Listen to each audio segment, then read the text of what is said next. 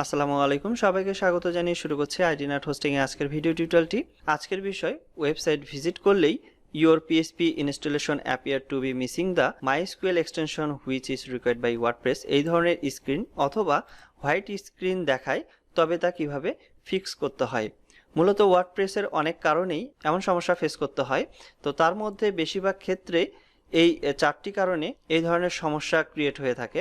তো প্রথম যে সমস্যা বা প্রথম যে কারণ তা হচ্ছে পিএসপি থেকে। তো আপনার ওয়েবসাইটের জন্য যে পিএসপি ভার্সন সিলেক্টেড করা বা প্রয়োজন, সেই ভার্সন যদি সিলেক্টেড করা না থাকে তাহলে আপনি এ ধরনের সমস্যা ফেস করতে পারেন। তো এটি ফিক্স করার জন্য প্রথমে আপনার হোস্টিং কন্ট্রোল প্যানেলে লগ ইন করতে হবে, এবং আপনার হোস্টিং কন্ট্রোল প্যানেল যদি সি প্যানেল হয় তাহলে সি প্যানেলে লগ ইন করবেন। এরপর সফটওয়্যার সেকশন থেকে সিলেক্ট পিএসপি ভার্সন আইকনে ক্লিক করতে পারেন, অথবা মাল্টি পিএসপি ম্যানেজার আইকনেও ক্লিক করে চেক করে দেখতে পারেন যে আপনার ওয়েবসাইটটি ক্লাউড লিনাক্স পিএসপি সিলেক্টরে আছে নাকি C panel multi PSP manager বা সি প্যানেলের ডিফল্ট যে পিএসপি ভার্সন সেই ভার্সনে রয়েছে। তো এটি আপনি এখানে দেখতে পাবেন যে যদি ক্লাউড লিনাক্স পিএসপিতে থাকে তাহলে আপনি এখানে আপনার ওয়েবসাইটের পাশে থাকা যে ক্লাউড লিনাক্স পিএসপি সিলেক্টরের যে আইকন রয়েছে তা দেখতে পাবেন। আর যদি ডিফল্ট সি প্যানেল পিএসপিতে থাকে তাহলে আপনি এখানে সি প্যানেলের যে আইকন, সেই আইকন থেকে আপনি এটা চেক করে দেখতে পারবেন, এবং কোন ভার্সনে আছে কোন ওয়েবসাইটটি তাও আপনি এখানে দেখতে পাবেন। তো এখান থেকে ভার্সন আপডেট করার জন্য আপনার ক্লাউড লিনাক্স থেকে যদি আপনি চেঞ্জ করতে চান তাহলে এখানে কারেন্ট পিএসপি ভার্সনের যে ডাউন অ্যারো বাটন আছে সেই ডাউন অ্যারো বাটনে ক্লিক করে আপনি যে কোনো ভার্সন এখানে সিলেক্ট করতে পারেন। তবে এখানে আপনি আপডেটেড যে ভার্সনটি রয়েছে সেই ভার্সনটি সিলেক্ট করে সেট অ্যাজ কারেন্ট বাটনে ক্লিক করে চেক করে দেখতে পারেন যে আসলে এই ভার্সনে কাজ করছে কিনা।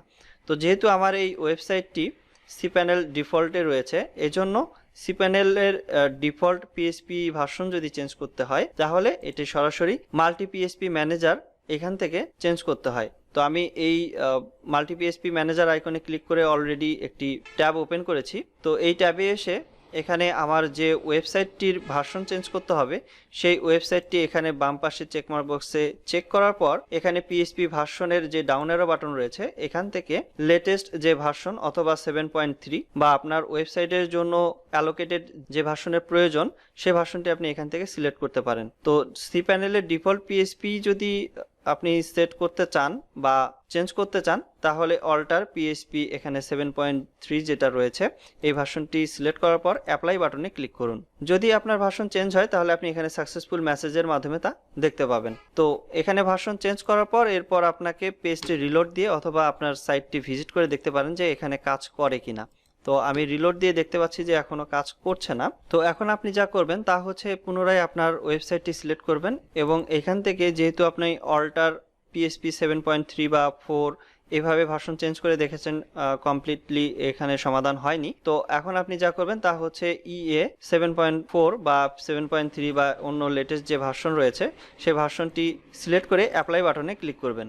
এরপর যদি আপনার ওয়েবসাইটটি আপনি রিলোড দিয়ে দেখেন তো তাতে যদি সমস্যার সমাধান হয় তাহলে আপনি এই ধাপ অনুসরণ করে সমস্যার সমাধান করতে পারেন। তারপরে সমস্যার যদি সমাধান না হয় তাহলে আপনার ওয়েবসাইটটি ক্লাউড লিনাক্স পিএসপি সিলেক্টরে চেঞ্জ করে দেখতে পারেন। তো ক্লাউড লিনাক্স পিএসপি সিলেক্টরে চেঞ্জ করার জন্য আপনার ওয়েবসাইটের পাশে থাকা ইউজ পিএসপি সিলেক্টর এই বাটনে ক্লিক করার পর কনফার্ম পপ আপ উইন্ডো থেকে কনফার্ম বাটনে ক্লিক করলেই একটি এরর মেসেজ শো করবে, এবং আপনি যদি পেজটি রিলোড দেন তাহলে আপনি দেখতে পাবেন আপনার ওয়েবসাইটটি বা আপনার ডোমেনটি ক্লাউড লিনাক্স পিএসপি সিলেক্টরে চেঞ্জ হয়েছে। তো এইভাবে আপনি সমস্যার সমাধান করতে পারেন। আরেকটি যে প্রবলেম তা হচ্ছে যে আপনার ওয়ার্ডপ্রেসের প্লাগইনস অথবা থিম জনিত ইস্যুর কারণে এই ধরনের ইস্যু হতে পারে। তো আপনার ওয়ার্ডপ্রেসের কোন প্লাগইনসের জন্য এমন সমস্যাটি হচ্ছে তা দেখার জন্য সি প্যানেল থেকে আপনাকে ফাইল সেকশন থেকে ফাইল ম্যানেজারে যেতে হবে। এরপর আপনার ডোমেনের রুট ডাইরেক্টরিতে যেতে হবে। আপনি এখানে যে ইরর লগ যে নামের যে ফাইলটি আপনি দেখতে পাবেন সেই ফাইলটি সিলেক্ট করবেন। এরপর টপ বার মেনু থেকে ভিউ বাটনে ক্লিক করবেন। এখান থেকে সকল ইরর লগ আপনি দেখতে পাবেন যে অ্যাকচুয়ালি কি ইররের কারণে আপনি এই সমস্যাটি ফেস করছেন আপনার ওয়েবসাইটে। তো আমি সর্বশেষ যে ইররটা দেখতে পাচ্ছি তা পিএইচপি রিলেটেড, এবং এখানে দেখতেই পাচ্ছি যে পিএইচপি ফ্যাটাল ইরর। তো এই ইররের কারণে আমার সমস্যাটি হচ্ছে, যা আমি সমাধান করে ফেলেছি অলরেডি। তো আপনি যদি লাইন ওয়াইজ দেখতে চান যে আসলে কোন লাইনের কারণে এই সমস্যাটি হচ্ছে, তাহলে আপনি এখানে /home/ আপনার cPanel-এর ইউজার নেম এবং public_html অর্থাৎ আপনার ডোমেনের রুট ডাইরেক্টরি এবং index.php লাইনের 17 নম্বর লাইনের কারণে এই সমস্যাটি হচ্ছে। তো আপনি কিন্তু এখানে যেও কিন্তু বিস্তারিত দেখে তার সমাধান করে নিতে পারেন। এরপর আরেকটি যেটা হচ্ছে যে আপনার ওয়ার্ডপ্রেসের কোর ইররের কারণেও কিন্তু এই ধরনের সমস্যা ফেস করতে হতে পারে। তো কোর ইররের কারণে যদি সমস্যা এরকম ফেস করতে হয়, তাহলে আপনি কোর ফাইল রিপ্লেস করেও দেখতে পারেন। এছাড়াও আরেকটি সর্বশেষ সমস্যা যেটা হতে পারে সেটা হচ্ছে সার্ভার জনিত ইস্যু। তো যদি আপনি এইভাবে ফিক্স করতে না পারেন আপনার এই ধরনের সমস্যা, তাহলে আপনি আপনার হোস্টিং প্রোভাইডারের সাথে যোগাযোগ করতে পারেন যে আসলে আপনি এই সমস্যাটি ফেস করছেন। তারা অবশ্যই আপনার সমস্যাটি সমাধান করবে, অথবা যে কারণে সমস্যাটি আপনি ফেস করছেন তার বিস্তারিত আপনাকে জানাবে। তো এই ছিল আজকের মতো ভিডিও। এই ভিডিওর কোনো পার্ট যদি আপনার বুঝতে অসুবিধা হয়, সেক্ষেত্রে এই ভিডিওর কমেন্ট সেকশনের মাধ্যমে জানাতে পারেন।